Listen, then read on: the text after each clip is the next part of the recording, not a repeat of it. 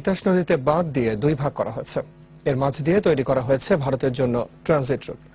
নদীর স্বাভাবিক গতি প্রবাহ বন্ধ হওয়ায় প্রাকৃতিক ভারসাম্য নষ্ট হওয়ার আশঙ্কা করা হচ্ছে। আর তিতাসের উপর নির্ভরশীল মানুষেরা বসেছেন পথে। নদীর সব জল এখন তাদের চোখে।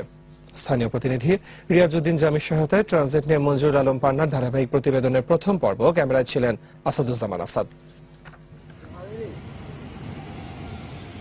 নিজ চোখে দেখলেও অনেকে হয়তো বিশ্বাস করতে পারবেন না এই চিত্র।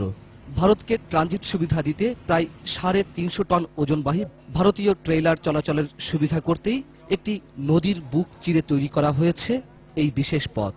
আখাউড়া ও ব্রাহ্মণবাড়িয়ার সংযোগস্থলে তিতাস নদীতে বছরখানেক আগে সিমেন্ট আর বালুর বস্তা ফেলে তৈরি করা হয়েছে এটি।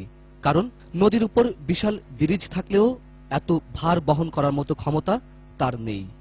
আমরা 3 মাসের জন্য রাস্তা করতেছি, 3 মাস পরে তোমাদের রাস্তা শুরু হয়ে দেবো। কারা বলছে? যারা এই রাস্তা বান দিছে। এই কথা করার পরে বান্ধার পরে আজকে দীর্ঘ 1 বছর কোনো কারা পরিবেশ নাই বা কোনো সবার মতো আমরা লাইন নেই। বই বন করে লাগতেছে। আমরা এই স্মরণ করলে আমরা চোখের পানি আই পড়ে। এই জিনিসটা কি হইলো, এই দেশের মধ্যে কি চললো, আমরা কি দেশের মানুষ না কি অন্য দেশের মানুষ আমরাই বলতে পারি নাই। ভারতের ট্রানজিট সুবিধা নির্বিঘ্ন হলেও তিতাসের বুকে বাঁধ দেওয়ার কারণে বিরূপ প্রভাব পড়ছে এলাকার লাখ লাখ হেক্টর জমিতে ফসল উৎপাদনে। এরই মধ্যে মাছের অভাবে পেশা বদলাচ্ছেন জেলেরা। আমরা জাল বাইশ করতে না, বর্ষাকালে বড় জাল বাই সড়ক বান্ধাতে মাছ ওজন বাড়িও না। এই মাছটা হেজুর, আমরা হেজুর মাছ পাই না, পানিও পাইতেও না। এই মাছ পরে এই মাঠ তো না, সেই মাঠ পুরাটা মার যাবে। রুটটা হওয়াতে এই অঞ্চলের প্রায় কয়েক হাজার জমি পানির তলে তলে গিয়েছিল পূর্বে। তখন অনেকে এই ধান গড়ে তুলতে পারে নাই। তিতাসকে আগলে বেঁচে থাকা নৌকার মাঝি সহ অন্যান্য কর্মজীবী মানুষের জীবনে নেমে এসেছে জীবিকার অনিশ্চয়তা।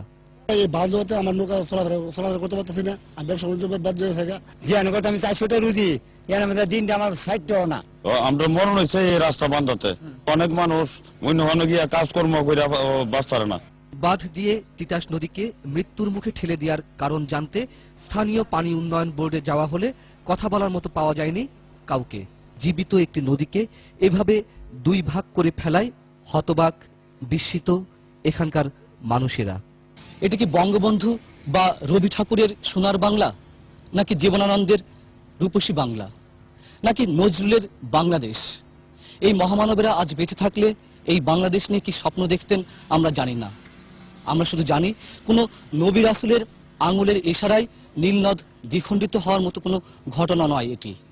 একটি নিজ রাষ্ট্রের হাতের ইশারাতেই একটি বিদেশি রাষ্ট্রকে বিশেষ সুবিধা দিতেই দ্বিখণ্ডিত করা হয়েছে একটি নদীকে, ক্ষতবিক্ষত করা হয়েছে তিতাস নদীর বুক।